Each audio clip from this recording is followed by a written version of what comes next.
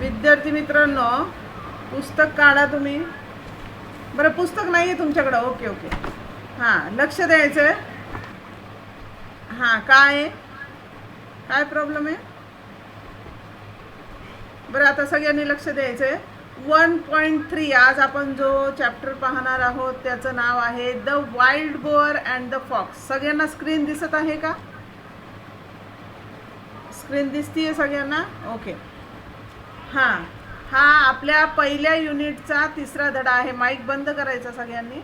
हा आपल्या पहिल्या युनिटचा तिसरा धडा आहे the wild boar and the fox. आता वाईल्ड बोअर म्हणजे याचा अर्थ आहे रानटी डुक्कर. अँड द फॉक्स म्हणजे कोल्हा. म्हणजे एक रानटी डुक्कर आणि कोल्ह्याची ही एक गोष्ट आहे. खूप छान गोष्ट आहे. तुम्हाला चित्रात दिसत आहे एक रानटी डुक्कर आहे आणि एक कोल्हा आहे. तुम्हाला झाडं दिसत आहे चित्रात.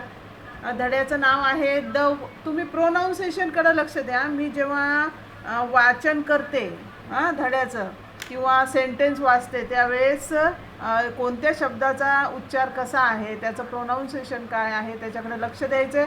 आणि प्रत्येक शब्दाचा मी तुम्हाला अर्थ सांगणार आहे, तर तुम्ही पटकन वहीत लिहून घ्यायचा आहे बरं का तो अर्थ. समजलं सगळ्यांना? वहीत लिहून घ्यायचं आहे पटकन तुम्ही. मी परत एकदा सांगत आहे तुम्हाला धड्याचं नाव 1.3 कसं वाचायचं लक्ष द्या. 1.3 the wild boar and the fox. Wild boar या शब्दाचा अर्थ आहे रानटी डुक्कर आणि फॉक्स म्हणजे कोल्हा.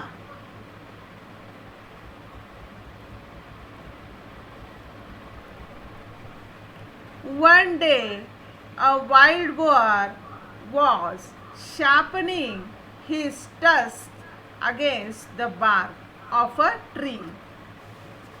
आता मी भाषांतर करणार आहे, ट्रान्सलेशन करणार आहे की ह्या सेंटेन्समध्ये जितके शब्द आलेले आहेत इंग्रजी शब्द यांचं मराठीतून मी तुम्हाला अर्थ सांगणार आहे. उच्चार परत एकदा तुम्ही लक्षपूर्वक ऐका. One day a wild boar was sharpening his tusks against the bark of a tree.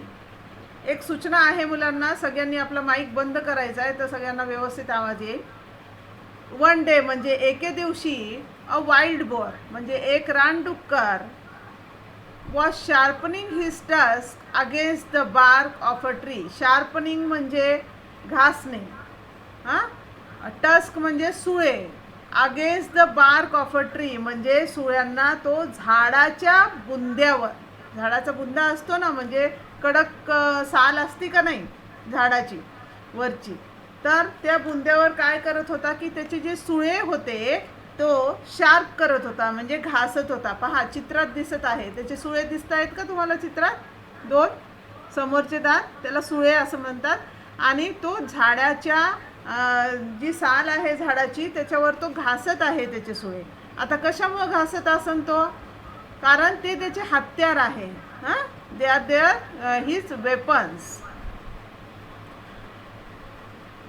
He was doing it very carefully. पहा, फुल स्टॉप नंतर नेक्स्ट सेंटेन्सचं मी वाचन करत आहे. प्रोनाऊन्सिएशनकडे लक्ष द्यायचं आहे. ही was doing it very carefully. Wild boar जो आपल्या सुळ्यांना धार लावत होता तो त्याचं ते काम अगदी अत्यंत लक्षपूर्वक करीत होता. मध्ये आवाज येतोय, माईक बंद करा सगळ्यांनी. पालकांनी थोडं लक्ष द्यायचं आहे, मध्ये मध्ये बोलायचं नाही आहे. ही म्हणजे वाईल्ड बोअर रानटी डुक्कर जेव्हा आपल्या सुळ्यांना करत होता, धार लावत होता, तो त्याचं काम कसं करत होता? Very carefully. केअरफुली म्हणजे लक्षपूर्वक तो त्याचं काम करत होता. Full stop. Next, there lived a fox in the same forest. त्याच जंगलात एक कोल्हा राहत होता. There lived a fox in the same forest. Forest म्हणजे जंगल, फॉक्स म्हणजे कोल्हा आणि लिव्ड म्हणजे राहणे, म्हणजे त्याच जंगलात एक कोल्हाही राहत होता. जिथं रानडुक्कर राहत होता तिथं त्या जंगलातच एक कोल्हाही राहत होता. He was always looking for a chance to make fun of other animals in the forest. He was always म्हणजे ही कुणासाठी वापरलेलं आहे इथं? फॉक्ससाठी. म्हणजे फॉक्स नेहमी काय करायचा? He was always looking for a chance. नेहमी तो संधी शोधत होता. कोण? Fox. Looking for a chance कशाची संधी शोधत होता? To make fun of other animals, म्हणजे इतर जे जंगलात राहणारे प्राणी होते त्यांची टिंगलटवाळी करण्यासाठी तो काय करत होता? संधी शोधत असे. चान्स म्हणजे संधी शोधणे. मेक फन ऑफ म्हणजे टिंगलटवाळी करणे. अदर ॲनिमल्स म्हणजे इतर प्राणी. इन द फॉरेस्ट म्हणजे जंगलात राहणारे. जंगलात राहणाऱ्या इतर प्राण्यांची टिंगलटवाळी करण्यासाठी नेहमी हा कोल्हा चान्स म्हणजे संधी शोधत होता. पुढचं पहा. When he saw the wild boar, he decided to tease him. TEASE, tease. tease म्हणजे चिडवणे. When म्हणजे जेव्हा. When he saw the wild boar, जेव्हा कोल्ह्यानं त्या वाईल्ड बोअरला म्हणजे रानटी डुक्करला पाहिलं, त्यानं काय डिसाईड केलं? ही डिसाइडेड म्हणजे त्यानं ठरवलं. काय ठरवलं? टू टीज हिम म्हणजे त्याला चिडवायचं ठरवलं. कोल्ह्यानं रानटी डुक्करला पाहताच त्याला चिडवायचं ठरवलं. ही began to walk around the trees looking left and right and up and down. आणि त्यानं काय केलं तसं ठरवल्यानंतर की तो डावीकडे उजवीकडे वर खाली पाहतो झाडांच्या अवतीभोवती फिरू लागला. He began to walk around, ही कुणासाठी आहे इथं? फॉक्ससाठी. He began to walk around the trees म्हणजे त्या झाडांच्या अवतीभोवती फिरू लागला. काय करू लागला? Looking left and right. कुठं पाहू लागला? डावीकडे उजवीकडं. अप अँड डाऊन म्हणजे वर खाली पाहू लागला. सेंटेन्स इथं संपलेला आहे. Next sentence. He also began to act as if he was really scared.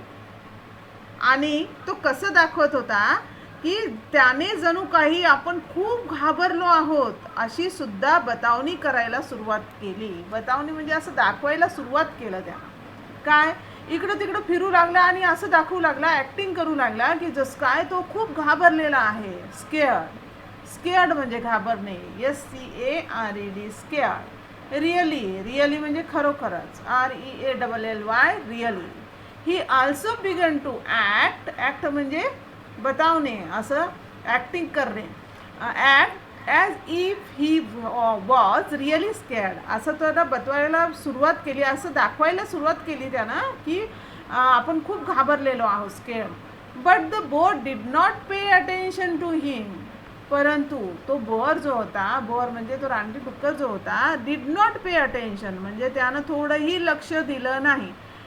Pay attention म्हणजे लक्ष देणे आणि डिडंट पे अटेन्शन म्हणजे त्यानं अजिबात त्याच्याकडे लक्ष दिलं नाही. He kept right on with his work.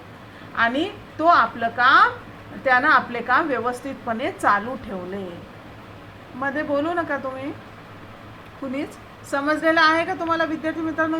इथपर्यंत समजलंय का विद्यार्थ्यांनो? हां, सगळ्यांना समजलंय? शब्दांचे उच्चार ओके. काम डाऊन. आता शांत राहा थोडंसं. प्रत्येक शब्दाचा उच्चार, प्रत्येक सेंटेन्सचा उच्चार, फुल स्टॉप जिथं आहे तिथं आपल्याला थोडंसं थांबायचं आहे.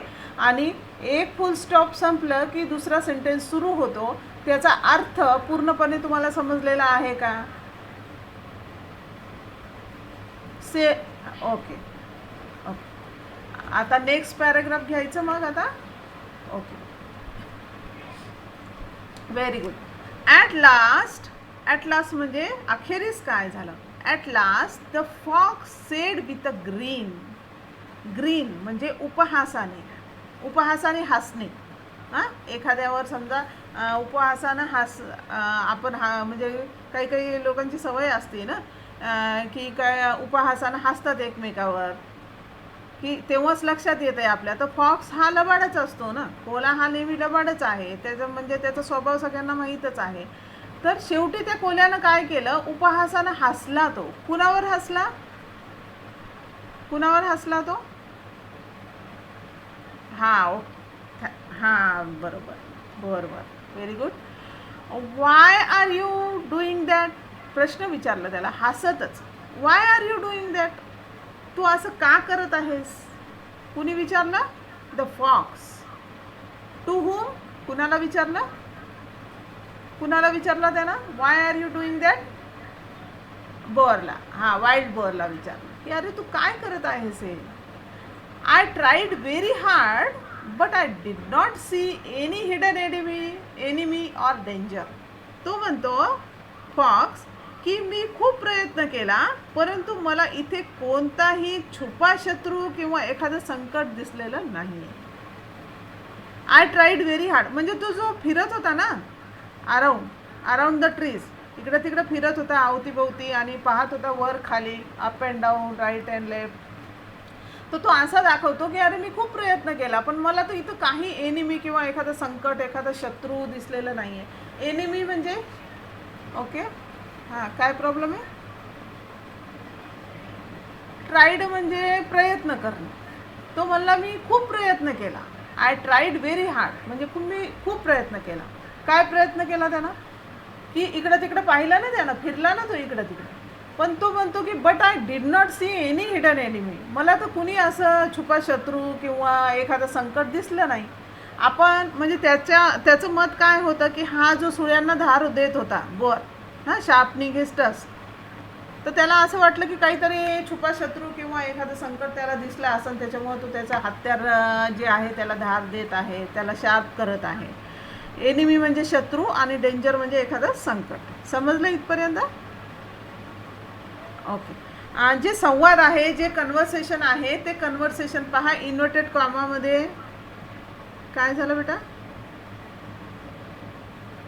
मध्ये मध्ये बोलू नका प्लीज. इन्व्हर्टेड कॉमामध्ये आहे बघा कन्व्हर्सेशन.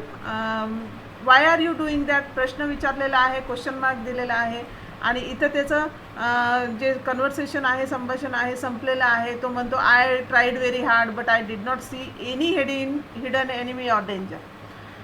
मग नंतर बोर काय उत्तर देतो त्याला? True replied the bore. Bore म्हणतो हो. कोण गुणगुण करत आहे? आवाज करू नका. ट्रू म्हणजे बरोबर आहे, खरे आहे. ट्रू ऑर फॉल्स तुम्हाला प्रश्न येतो बरं का. Write the sentence true or false म्हणजे काही वाक्य दिलेले असतात खाली आणि वर प्रश्न असतो की हे सत्य आहे किंवा असत्य, खरे आहे का खोटे आहे, असं तुम्हाला लिहायचं. ट्रू म्हणजे खरं, सत्य. जे सेंटेन्स बरोबर आहे त्याच्या पुढं ट्रू लिहावं लागतं आणि जे सेंटेन्स चुकीचे आहे त्याच्या पुढं आपल्याला फॉल्स असं लिहावं लागतं. म्हणजे ट्रूचा अर्थ काय आहे? खरे आहे. तो म्हणतो हो बरोबर आहे. Replied the boar. Just now there may not be any danger. आता हे पण इन्व्हर्टेड कॉमामध्ये आहे, वरती इन्व्हर्टेड कॉमा दिलेले पहा. संभाषण आहे त्याच्यामुळे संभाषण नेहमी इन्व्हर्टेड कॉमामध्ये लिहिले जातात. तो म्हणतो हो बरोबर आहे तुझं की आत्ता इथं कोणतंही संकट नाही आहे, सध्या तर कोणतंही संकट नसेलही समजा. But when it really comes there won't be any time to sharpen my tusk. तो म्हणतो की आता या क्षणी इथं संकट नसेल परंतु तो खरोखरच येईल तेव्हा माझ्या सुळ्यांना धार काढायला मला जराही वेळ मिळणार नाही. There won't be any time to sharpen my tusk म्हणजे जर संकट तुमच्या समोर आलं आणि लगेच मग तो आपले हत्यार काढून तो धार लावणार आहे का त्याला? कोण आवाज करताय मध्ये? लेफ्ट व्हा तुम्ही, नाही तर मी तुला लेफ्ट करून टाकल बरं का, काढून टाकल मीटिंगमधून. आवाज करू नका. तो म्हणतो बोर उत्तर देतो त्याला रिप्लाइड की आत्ता नसेल कोणतं एखादं संकट परंतु जेव्हा खरोखरच संकट माझ्यासमोर आलं तर मला वेळ मिळणार आहे का? माझं जे हत्यार आहे ते हत्यार मला शार्प करण्यासाठी, त्याला धार देण्यासाठी मला वेळ मिळणार नाही. My weapons have to be ready for use them. Weapons म्हणजे हत्यार. त्याचा हत्यार काय आहे, तो आपली रक्षा कशानं सुरक्षा कशाने करणार आहे, काय वेपन्स त्याच्याकडे काय आहे, त्याची सोय. तो म्हणतो की माझे जे हत्यार आहे ते मला रेडी ठेवावं लागणार आहे, तयारच ठेवावं लागणार आहे, कारण त्यावेळी मला जराही वेळ मिळणार नाही. त्यावेळी वापरण्यासाठी माझी हत्यारे किंवा शस्त्रे जी आहे ती सज्ज असली पाहिजे. मला मी तयारीत नसेल तर मला काय, if I am not ready म्हणजे मी तयारीत नसेल, I will have to suffer, तर मला काय करावं लागणार आहे, दुःख भोगावं लागणार आहे. आता बघा जंगलात तर प्राणी एकमेकावर हल्ला करत असतात, मग त्यांना त्यांची जी आहे सुरक्षा ती स्वतःच करावी लागते. त्यांच्याकडे जे हत्यारं आहे किंवा त्यांचे जे बॉडी ऑर्गन्स आहे त्यांच्या साह्यानं. तर तो म्हणतो की जर माझे हत्यार तयार नसले समजा, तर मी कसं त्याचा सामना करणार आहे, आणि मला काय करणार आहे, मग दुःखच भोगावं लागणार आहे. इन्व्हर्टेड कॉमा क्लोज होत आहे इथं. सफर म्हणजे दुःख भोगणे. सफर म्हणजे त्रास, एकंदरीत त्रास.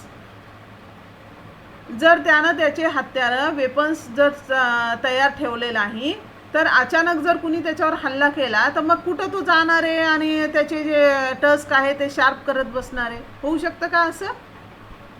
नाही. जर आपल्याला, आपण म्हणतो ना, मन आहे ना की तहान लागली की विहीर खणायला जाणं म्हणजे कोणतंही काम, समजा परीक्षा आली की लगेच अभ्यासाला बसणं, आहे का नाही? लगेच अभ्यास होत असतो का? परीक्षेपर्यंत काही करायचं नाही, आणि उद्या परवा परीक्षा आहे की लगेच आपण वही पुस्तक हे सगळं काढून घ्यायचं आणि ते वाचत बसायचं. तेवढं सगळं काही आपल्या डोक्यात राहणार आहे का? येणार आहे का आपल्या डोक्यात तेवढं सगळं? त्याच्यामुळं आपण कधीही सज्ज असलं पाहिजे, आपण तयार असलं पाहिजे की आपल्या कोणतीही वेळ येवो, तर त्याच्यासाठी आपल्याला आधीच सज्ज असलं पाहिजे. मग या स्टोरीमधून आपल्याला काय शिकायला मिळतं? This story tells us that it is best to be prepared. आता ही जी गोष्ट आहे, या गोष्टीतून आपल्याला काय शिकायला मिळतं की आपण नेहमी पूर्णतः तयारीत असावे. प्रिपेअर्ड म्हणजे तयारीत असणे. Don't leave things to be done at the last minute. आणि कामे उरकून घ्यायचे हे आपल्याला अखेरच्या क्षणापर्यंत सोडून द्यायचं नाही आहे. म्हणजे सध्या तुमचं काम काय आहे विद्यार्थी मित्रांनो? की अभ्यास करणं. जे तुम्हाला दिलेलं आहे अभ्यास, जे तुम्हाला ॲक्टिव्हिटीज दिलेल्या आहेत ते ॲक्टिव्हिटी पूर्ण करणं. जर समजा उद्या अचानक तुम्हाला मॅसेज आला की आता शाळा सुरू होणार आहे आणि शाळेत यायचं आहे तुम्ही, मग आता जे मागचं शिकवलेलं आहे, ज्या मुलांनी कंप्लीट केलेलं नाही त्यांची धांदळ उडणार आहे, नाही का? कारण मी वया चेक करणार आहे शाळेत आल्यानंतर लगेचच, आणि त्याच्यावरच तुमचा निकाल आहे. तर तुम्ही आत्तापासून जर तयारी केली तर चांगलं आहे ना.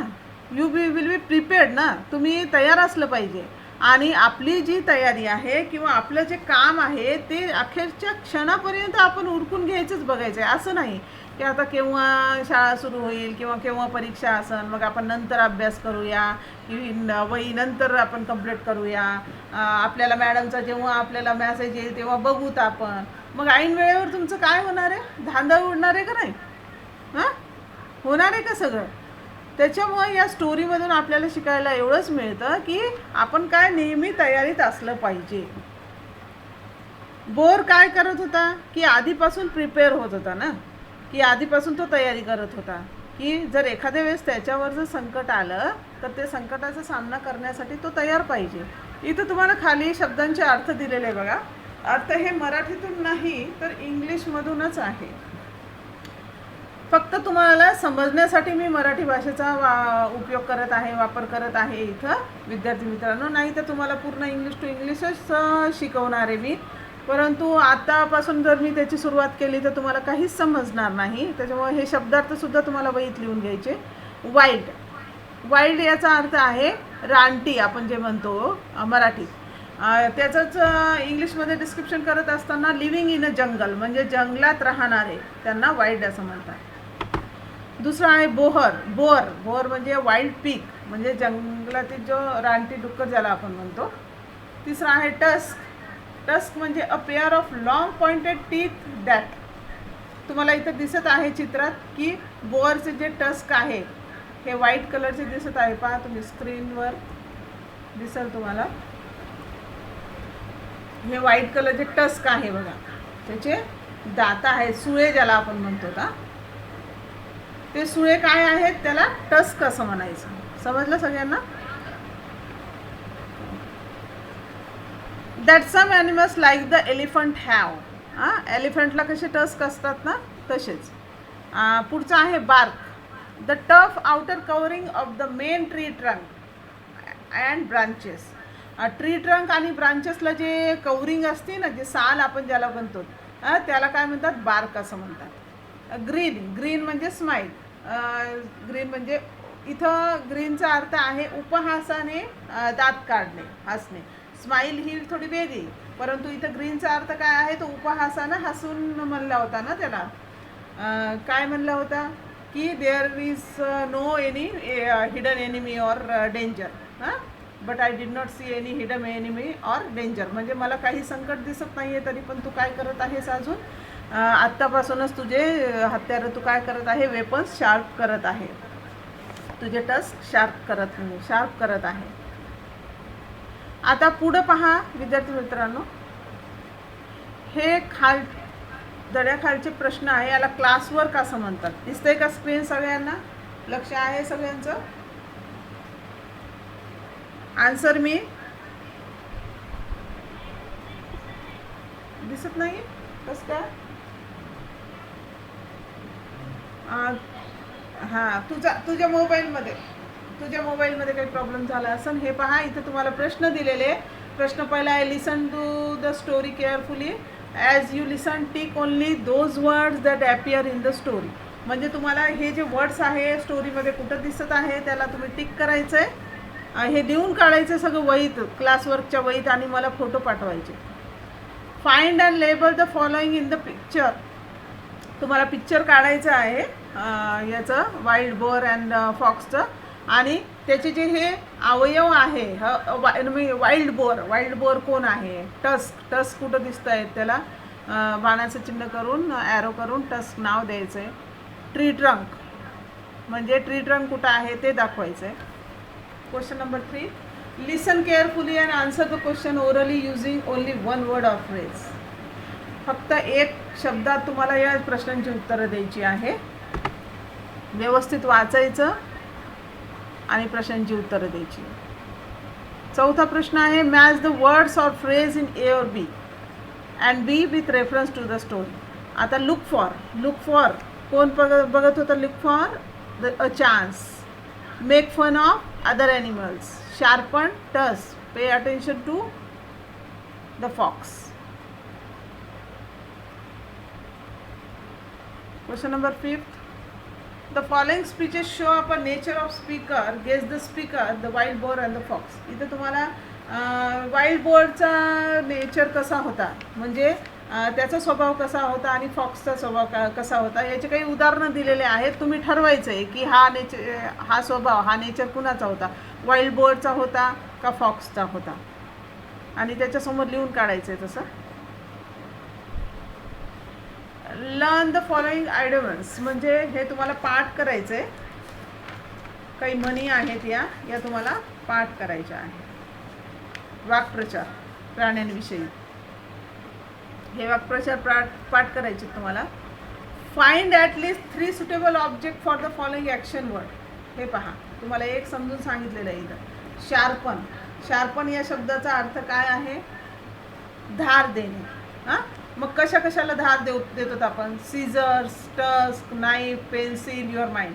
म्हणजे कात्रीला धार देतो, किंवा त्याचे सुळे जे होते त्याला तो धार देत होता. नाईफ म्हणजे चाकू किंवा सुरी ज्याला आपण म्हणतो. पेन्सिल याला सुद्धा आपण शार्प करतो ना. तसंच हे वरती तुम्हाला वेगवेगळे शब्द दिलेले आहेत बघा. राईट म्हणजे काय?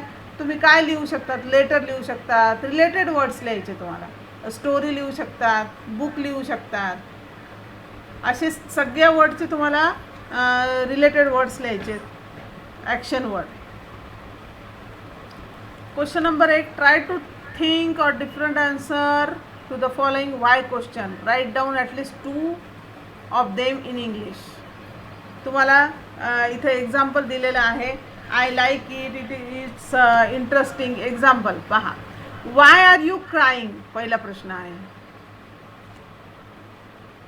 Y are you reading this story. हां, दुसरा त्याचं तुम्हाला इथं दिलेलं आहे आय लाईक इट. एक्झाम्पल खाली उत्तर दिलेले I like it, it is interesting, I am reading it because it's funny.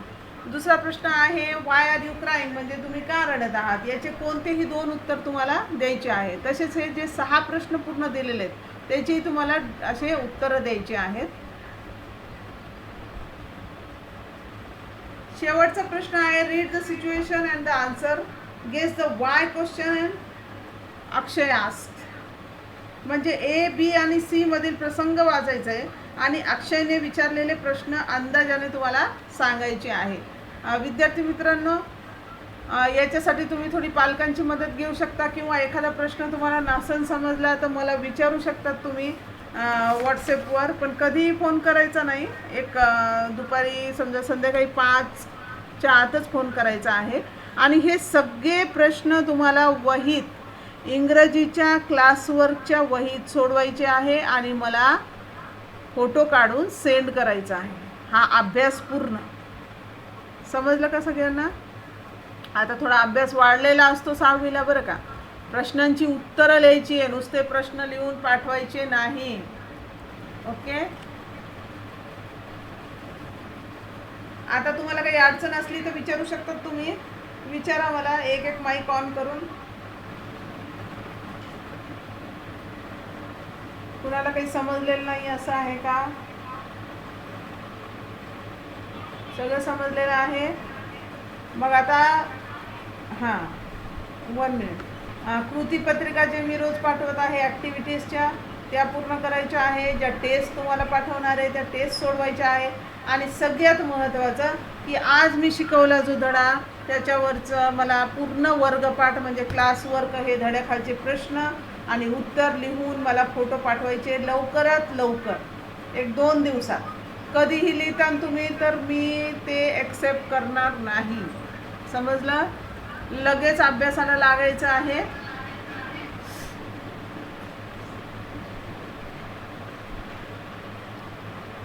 Okay.